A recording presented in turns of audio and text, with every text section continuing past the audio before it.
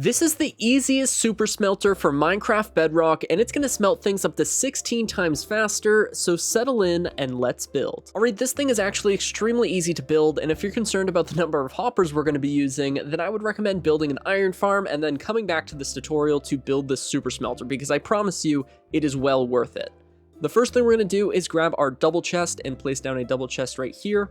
Then we're gonna grab our blocks and create a pillar that is 5 blocks tall.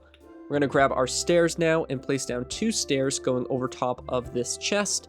Then we're going to grab a redstone lamp, place it right here with a lever and then a block next to it. Next, you want to grab your hoppers and we're going to crouch place these. So we're going to place down 1, 2, 3, 4, 5, 6, 7, 8 hoppers here. We're going to leave a 2-block gap, come around the back here and connect them into this corner. So 1, 2, 3. And then 1, 2, 3, 4, 5, 6, 7, and 8. We're going to grab our furnaces now, and we're going to place down 8 furnaces on the front here. Again, just crouch placing. And we're going to do the exact same thing on the other side. Now, I like this being a standalone structure, so you're going to be able to see both sides of the structure. But if you're only going to see the front face, then this really doesn't matter. But I like having all the furnaces pointing outwards. I think it looks a little better.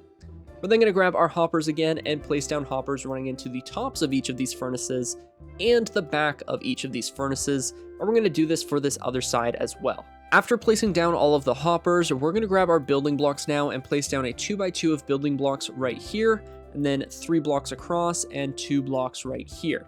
And then we're just going to fill in this wall as well. Whoops, just like that. We're going to come over here now and we're going to do a similar thing. We're going to place down our 2x2 and then connect this up with a C shape of blocks. Now, depending on the orientation you decided to build this super smelter in, it is going to behave differently with this end bit. If you built it in this direction, you are going to be able to just have your rails and they are going to work. But because we built it in this direction, which is up here, what happens when we go ahead and try and place in our powered rails is they connect and it gets all messy. So we have to place down some temporary rails to make it all work out.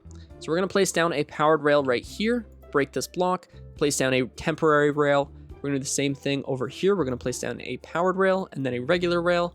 And then right here, a regular rail and then a powered rail. And finally on this side, we're going to place down,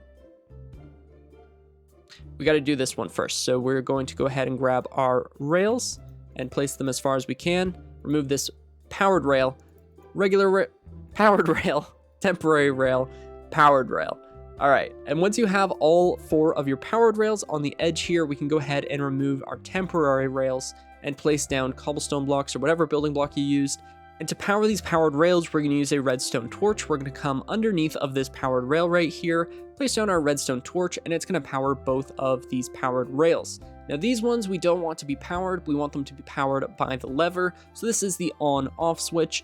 We're now ready to set up the input and output system. So we're going to place down a hopper above this powered rail right here, grab a chest, place down your double chest right here, and this is going to be your fuel input.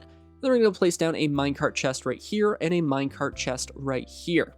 So now we are ready to go ahead and fill the system. I'm just going to quickly label these. And in fact, I think it makes the farm look cooler. So if you have the resources, I would recommend doing this as well. So that maybe if you have someone coming into your base, they know what to do. So that is the fuel, that is the input, and that is the output. So if we go ahead and fill up this chest now, we're going to place in our coal, and then we're going to place in our raw iron.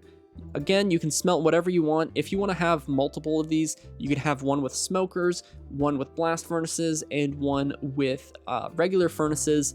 But of course, I think using regular furnaces is probably the most beneficial option. So as you can see, we're just waiting for our fuel to fill up into that minecart chest. And once all of the fuel is out of the fuel chest like it is here, that means it is all inside of this minecart chest, which is how we are actually supplying the fuel to all of these furnaces. So all there is to do now is go ahead and turn on the super smelter, and each of these furnaces is going to turn on in the exact same order. It looks so nice when it turns on, and each of these are going to be evenly fueled and evenly distributed with ore. So that is absolutely awesome.